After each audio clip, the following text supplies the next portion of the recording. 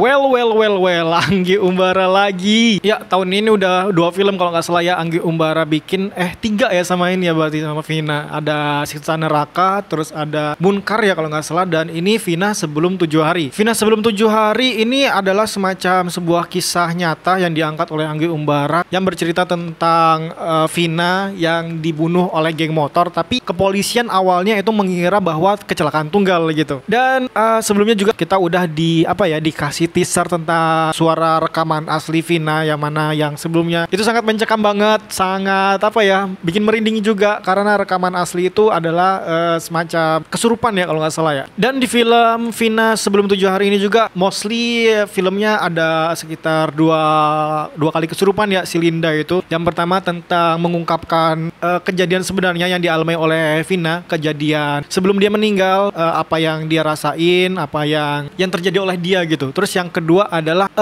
Vina itu belum tenang karena ada semacam yang masih menempel di badannya gitu, behel sama rambut palsu. Segala hal yang berdasarkan kisah nyata gue rasa bakal ramai penonton ya, terutama oleh Vina ini paling enggak ya mungkin 500.000 nyampe kali ya. Vina Sebelum 7 Hari ini durasinya sekitar 2 jam ya, kurang lebih 2 jam. Dia awalnya memang agak pelan gitu, walaupun di awal juga udah diliatin kalau gimana proses kematian dari Vina, tapi itu baru sedikit doang karena nantinya di pertengahan film bakal dijelasin lagi detail yang sebenarnya waktu si Vina itu ngejelasin di tubuh Linda pas dia kesurupan. Dan di pertengahan yang film itu tadi waktu si Linda kesurupan arwahnya Vina itu berasa kayak disturbing banget, terutama waktu si Vina ini nyeritain tentang kronologi kejadian yang sebenarnya, yang padahal polisi menduga itu kan sebuah kecelakaan tunggal gitu kan, tapi yang sebenarnya terjadi ternyata bukan. Ternyata Vina dipukul oleh geng motor, dia diperkosa, dia dihajar, dia disiksa lah di markas geng motor itu, dimulai dari tangannya yang patah, kakinya juga patah gitu. Dan gua rasa itu sangat disturbing banget. Gua nggak bisa ngerasain apa yang orang tuanya rasain gitu, karena gua rasa terlalu eksplisit banget, terlalu mengerikan untuk dilihat oleh keluarga si korban. Bahkan untuk gua sendiri yang penontonnya yang nggak tahu siapa itu Vina, bukan dari keluarganya, bukan dari siapapun itu Vina, teman dekatnya juga bukan gua, tapi gua ngerasain kayak adegannya kenapa gini banget ya. Ya emang gue tahu emang ini udah kayak semacam dipersetujuin oleh keluarga si Vina kan, tapi entah berasa kayak adegan itu semakin berulang lagi, semakin diulang lagi oleh film ini. Kayak ini emangnya nggak berlebihan gitu diliatin adegan semengerikan itu.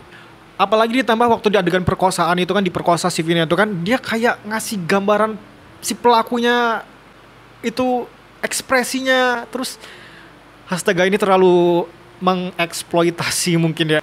Gue gak tau deh gimana kalian. Tapi ya karena film ini udah disetujuin, jadi harusnya gak usah dipermasalahin sih. Tapi ya udahlah, gimana menurut kalian? Apakah merasa adegan itu gak pantas? Dan waktu adegan disturbing, kemudian tulang-tulang Vina kelihatan, terus kakinya juga kelihatan, darah, dagingnya juga kelihatan, itu on point banget. Gue suka dengan make up artisnya, karena itu kelihatan meyakinkan banget, dari tulang, dari darah, dari dagingnya juga, terus dari kakinya juga kelihatan meyakinkan. Dan di awal film juga udah kayak dikasih trigger warning dulu, film ini emang ada beberapa adegan-adegan tambahan karena untuk kebutuhan film, kayak semacam dramatisasi atau segala macem. Dan juga film ini udah disetujuin juga oleh keluarganya kan, keluarga si Vina itu tadi. Dan film ini juga mengharapkan kalau geng motor terus pembulian itu enggak ada lagi terutama di Indonesia ya. Dan ngomong-ngomong tentang tersangka yang belum ketangkep, gue jadi teringat sama Memories of Murder, yaitu filmnya salah satu masterpiece dari Korea juga, sama hampir mirip lah ya, mirip-mirip gitu tentang tersangka yang masih dikejar, masih belum ketangkep, tapi bedanya satu horor, satunya mystery thriller. Ya walaupun gue sendiri lebih pengen film ini ngangkat tentang gimana keluarga si Vina itu berusaha buat meyakinkan polisi tentang Vina itu tuh enggak kecelakaan tunggal loh, Vina itu udah dibunuh loh, ini rekaman suaranya, ini arwah Vina sendiri yang ngomong gitu.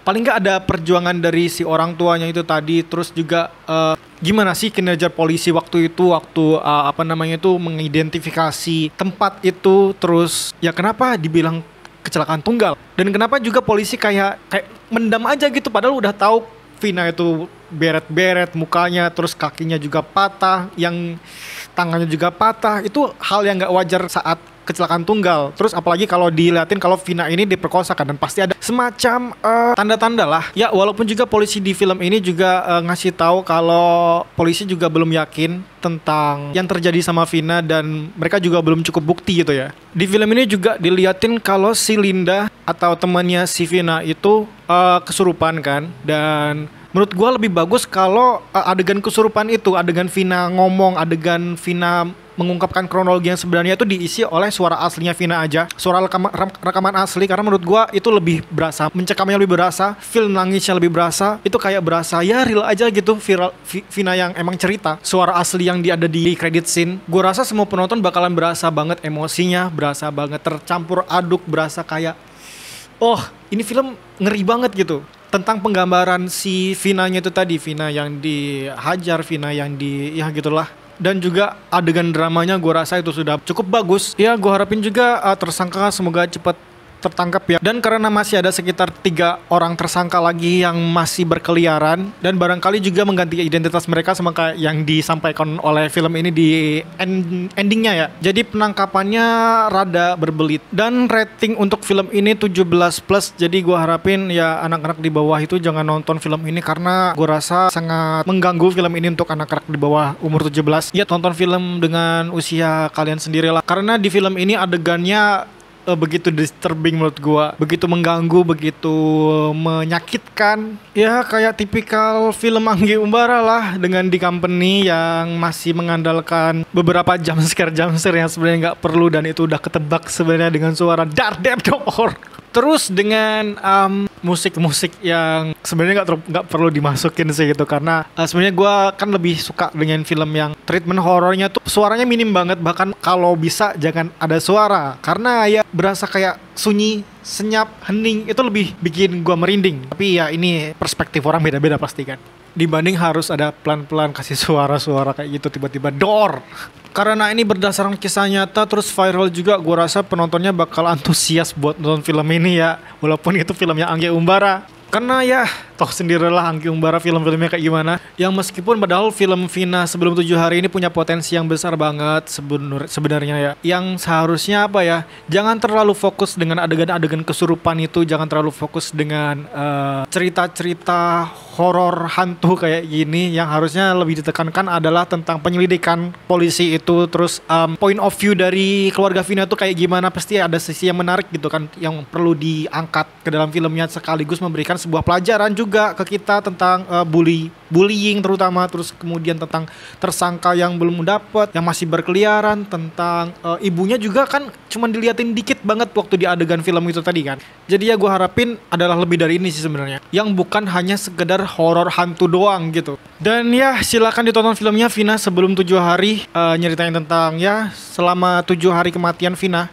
apa yang sebenarnya terjadi sama dia. Terus ya tonton sendiri lah. So terima kasih yang sudah memberikan super thanks dan sawer yang udah gue cantumkan di deskripsi. Jangan lupa follow Instagram gue, karena di situ gue bakal ngasih rekomendasi film atau gue ngasih tahu film yang lagi gue tonton. Ya sampai jumpa di lain video. Terima kasih dan jangan lupa bertobat.